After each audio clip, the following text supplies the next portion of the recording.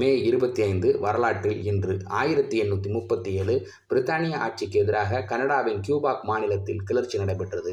1865 அமெரிக்காவின் அலாமா மாநிலத்தில் இடம்பெற்ற குண்டுவெடிப்பில் 300 பேர் பலியாகினர். 1961 பிரிட்டனைச் சேர்ந்த ஜோ ப்ரவுன் தலைமையிலான குழு ஒன்று உலகின் 3வது மிக உயரமான சிகரமான கஞ்சன்ஜங்கா உச்சியை முதல் தடவையாக அடைந்தது.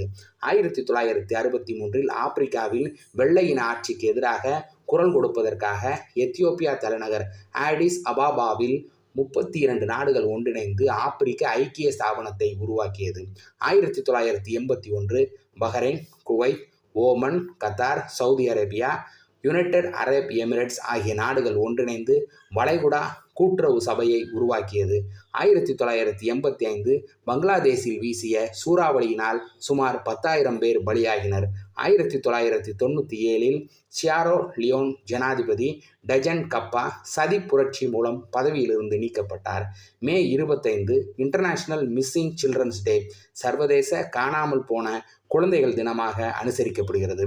2020 ஜார்ஜ் ஃப்ளைட் என்ற கருப்பினத்தவர் ஒரு வெள்ளை மினியா போலீஸ் காவல்துறை அதிகாரியால் கழுத்தில் 9.5 நிமிடங்கள் முழங்காலால் அழுத்தி கொல்லப்பட்டார்.